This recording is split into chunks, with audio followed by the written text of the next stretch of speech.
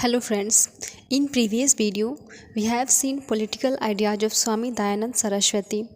I hope you have watched that video. In this video we will try to understand social ideas of Swami Dayanand Saraswati. In this context we will have to understand Swami Dayanand ideas on education, condemnation of untouchability, plea for widow remarriage, plea for a status of Hindu women, propagation of national language, interpretation of history, and close relationship of ethics and politics. So let's begin.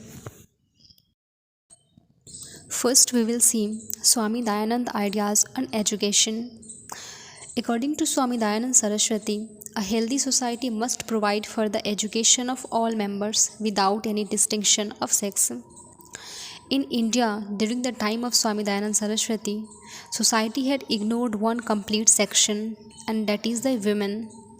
They were not allowed to get education and to attend schools and colleges.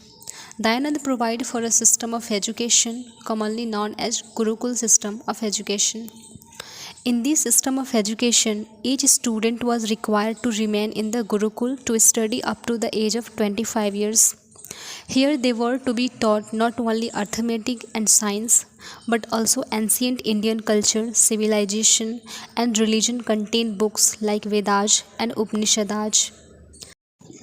Each should be taught about nationalism and his duties towards the country in which he was born and developing. Vedic system of education provided for both men and women without any distinction. Dayanand supported for co-education. According to him, there are no difference between the talents of women and men. Education should create a sense of oneness, and as such, while getting education, there should be common dress. Every effort should be made to see that there was no apparent distinction between a rich student and a poor one.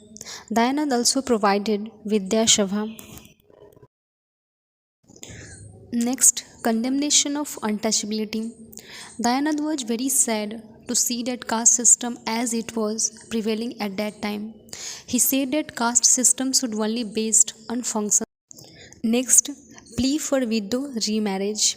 As a social reformer, Dayanand raised his voice in favor of widows.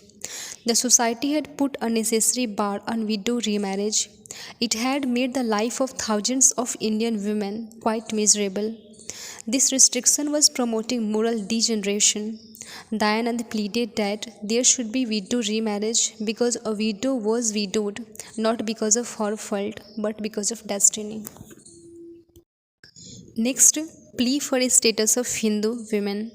Swami Dayanand very strongly believed that women of India were not only brave but highly intelligent and wise.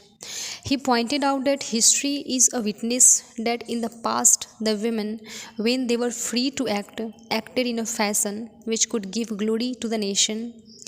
Therefore, Dayanand was surprised to see women were being ignored and given a lower status in Hindu society. He raised the voice against this age-old tradition. He said that women should be given their due and rightful place in the society. He asked that women should be properly educated. There is no harm in mixing of girls and boys in the healthy atmosphere. The women should be given their due place socially, economically, and politically. Next, propagation of national language. Unfortunately, even today, India is not in a position to decide as to what should be our language policy. Whether India should accept 2-language or 3-language formula is a matter yet to be decided. Swami Dayanand realized that English could never be a medium through which the people of India would at any stage express themselves so clearly as in Hindi. Therefore, he very clearly advocated the cause of Hindi as the medium of common expression. He himself wrote all his work in Hindi, though he himself was a Gujarati and could better express himself in that language. Next, interpretation of history. Swami Dayanand was never a student of history in the present sense of the term. He had never studied Western culture and civilization. In fact, he was never a student of any other literature for that matter. He knew only one religion and one literature, and that was Hindu religion and Vedic literature. He carried out deep research in this literature, which he said was as vast as the ocean, full of diamonds to pick them up. From the study of Vedic literature, he concluded that in ancient time, India was so rich in culture and civilization that the West could not dream of that even today. According to Dayanand, if the people of India came to know their past history, there shall be a social revolution and everyone will be filled with great energy. That's why Dayanand said, back to Vedas. Next, close relations of ethics and politics. Swami Dayanand believed that a healthy society was one which was morally healthy. For Dayanand, ethics was very important. He wanted that this ethics should have influence on the politics. So it's all about social ideas of Swami Dayanand Saraswati. I hope this video will be helpful for you. Thank you. Thank you so much.